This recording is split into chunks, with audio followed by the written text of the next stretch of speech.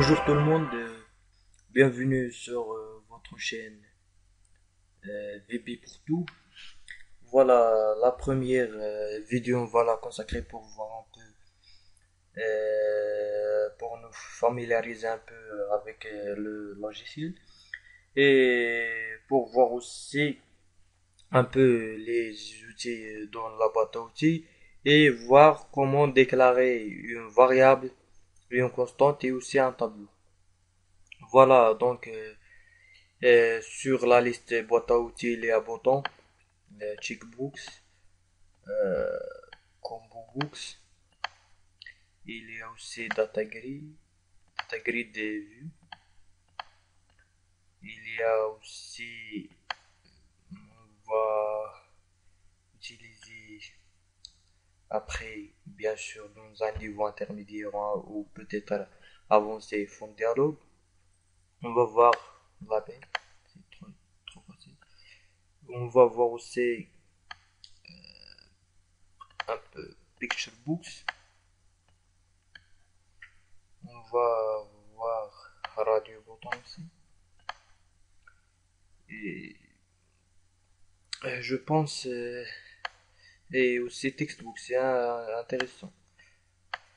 Je pense c'est dans ce premier niveau débutant, voilà donc le bouton ça permet en cliquant, en faisant un double clic ou c'est faire passer le curseur sur le bouton, il va effectuer une fonction quelconque. Par exemple, un clic.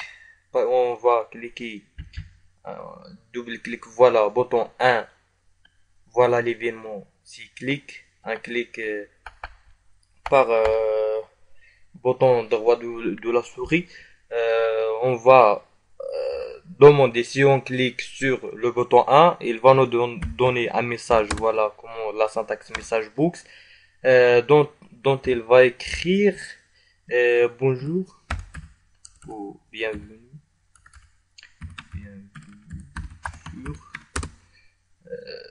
VB pour tout. Voilà, on va exécuter notre application. Voilà, si on clique maintenant sur bouton 1, il va nous afficher bienvenue sur VB bouton, VB pour tout. Checkbox, on va jeter un autre.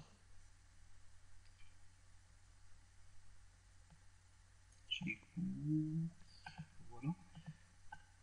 Qu'est-ce qu'il permet Checkbox quand on a deux choix différents, mais on peut les choisir tous. Par exemple,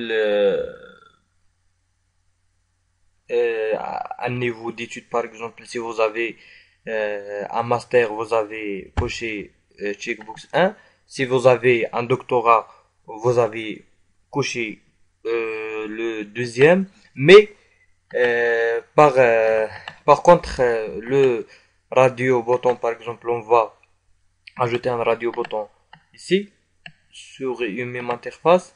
Si on couche le premier radio bouton, c'est bon. Si on passe au deuxième, l'autre va, on a la possibilité de cocher qu'un seul des deux radio boutons. Par exemple, c'est ça on va faire une application qui demande le sexe femme ou homme et on peut pas utiliser les checkbox. Donc on doit utiliser radio bouton. Et comme l'utiliser dans les syntaxes des codes, on va le voir après. C'est des conditions, par exemple, if radio bouton 1 is point checked égale true, then voilà, et on termine notre syntaxe. Textbooks, ça sert à quoi? Ça sert à écrire des chiffres, des caractères, des numéros, voilà. On peut l'utiliser, on va voir un peu un petit test ici. Textbooks 1.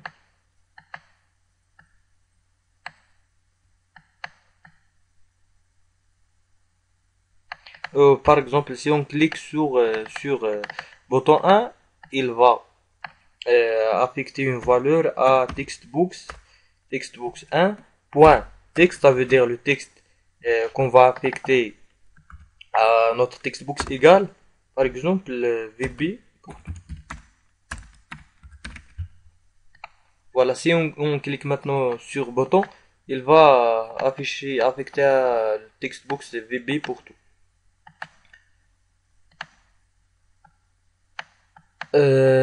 Combo Books, il s'agit presque de la même chose de Textbooks, mais cette fois-ci, d'une manière un peu différente, il s'agit d'une liste qui va s'afficher. On peut cliquer sur cette petite flèche, et cliquer sur modifier les éléments.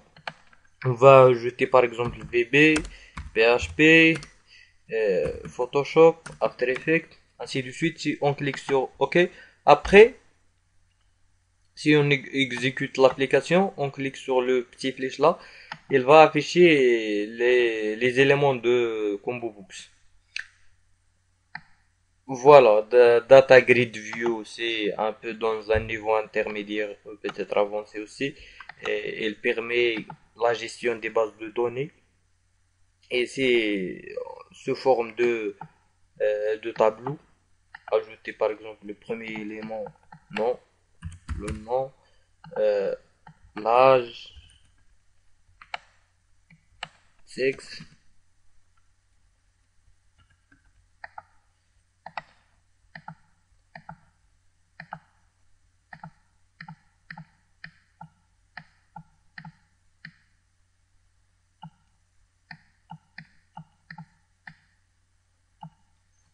Si on exécute notre application, on peut remplir la base de données, par exemple, nom, un autre nom,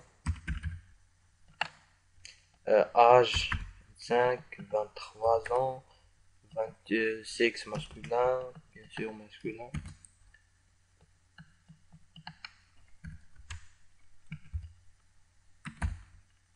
Féminin, par exemple. Voilà. Après, dans un autre niveau, on va voir comment utiliser les Data Grid View. On passe maintenant à, voilà, donc tout simplement le Picture Books, il permet l'affichage des images, il permet aussi, dans un niveau bien sûr avancé, le dessin. On va passer maintenant à la déclaration des variables et des constantes. On va glisser bouton, on va l'appeler variable.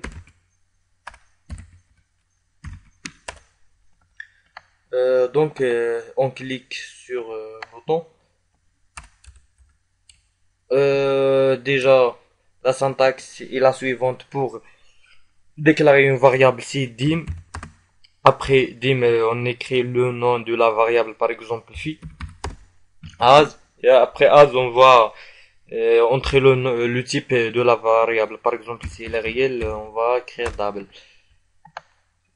Ici, la variable elle est locale dans bouton 1. Par exemple, si on peut l'utiliser, on ne peut pas l'utiliser que dans bouton 1, mais on peut pas l'utiliser dans une autre instruction, par exemple, un autre bouton 2. On peut pas utiliser ici égal, par exemple, 25, 51. Ça va donner une erreur.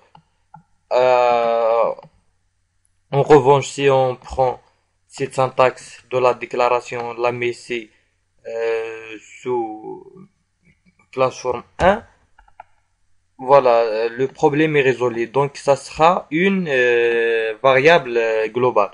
Voilà, on va la couper, la mettre ici. Voilà. Maintenant, on a déclaré une variable qui s'appelle phi de type réel.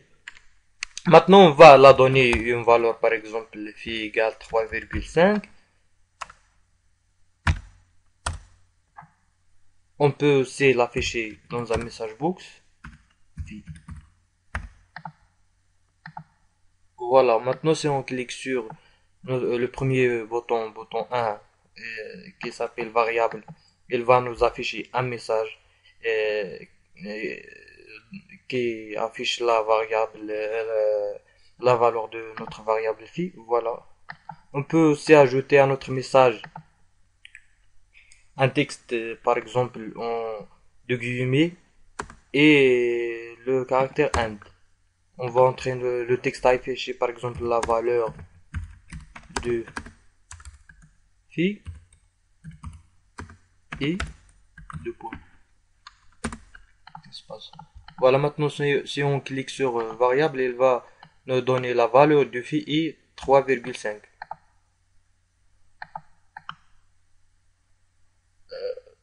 On passe maintenant pour voir comment on peut. Voilà, là, c'est presque la même chose pour la constante. Il s'agit d'écrire const.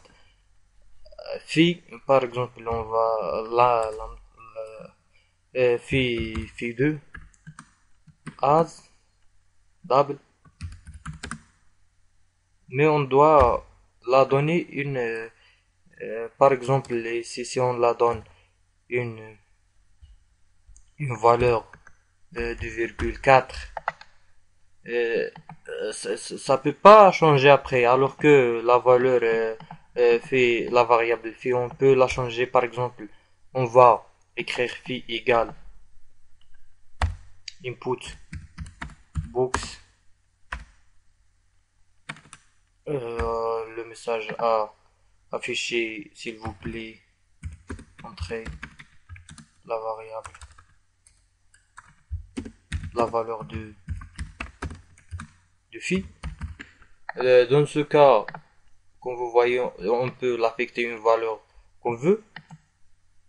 S'il vous plaît, entre la valeur de phi, par exemple, on va lui donner 11,2. Après, il va nous afficher, il y a une erreur. Voilà, le problème de virgule. Je dois entrer virgule et pas point.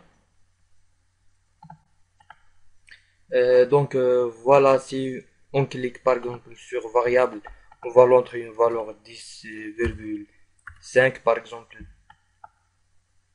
Voilà, là il a affecté la valeur qu'on a entrée à la variable phi. Après, là, exécuter la deuxième instruction, c'est message books.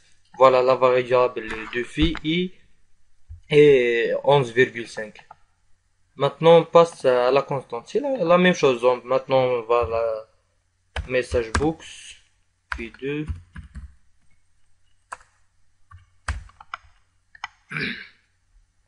Voilà, on va l'afficher. La constante, il sert surtout pour, par exemple, pour des valeurs qui sont constantes. Par exemple, en mathématiques, la valeur de phi est. On va supprimer cette déclaration. La valeur de phi égale as table égale 3,14. On va l'utiliser dans dans notre application. Maintenant, on va passer à la déclaration d'un tableau. Voilà, donc on est toujours sur bouton 1. Le tableau, c'est presque comme la variable dim table. Par exemple, on va d'abord déclarer un tableau unidimensionnel de 3 cases, parce que ça va compter de 0 table 0 table 1 table 2, ça veut dire 3 cases. As table. Voilà, maintenant on va remplir notre tableau. Pardon, table 0 égale 5, par exemple.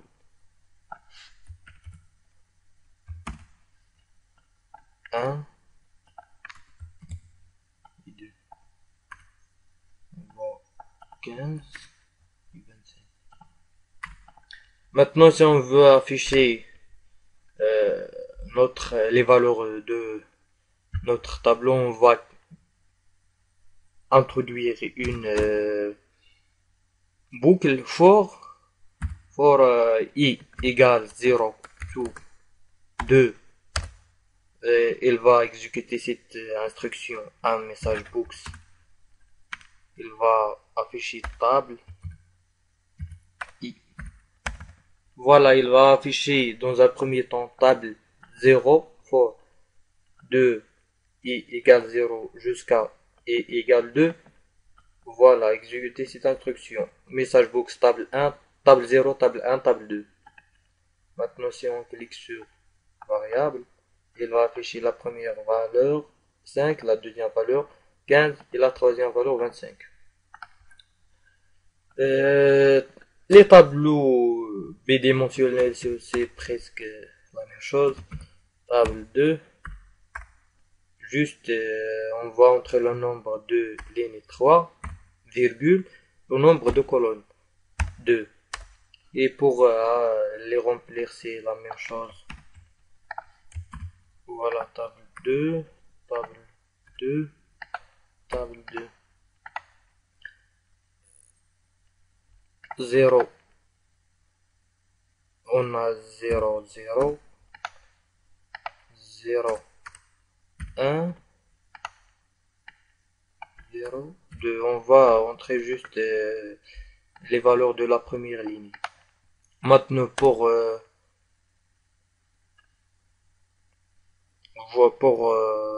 visualiser ou pour voir afficher les valeurs de les cases de la première ligne de table 2, on va introduire une boucle for i égale 0 to 2, message box. Voilà, donc on a la ligne fixe table 2, la ligne fixe toujours 0, virgule, et la colonne qui change, voilà i, la colonne 2, 0, 1, 2.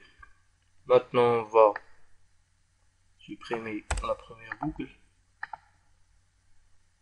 Voilà, maintenant il va nous afficher la valeur de table de 0, la première ligne, la deuxième colonne, ainsi de suite, la deuxième, la première, la deuxième colonne, la troisième, c'est bon.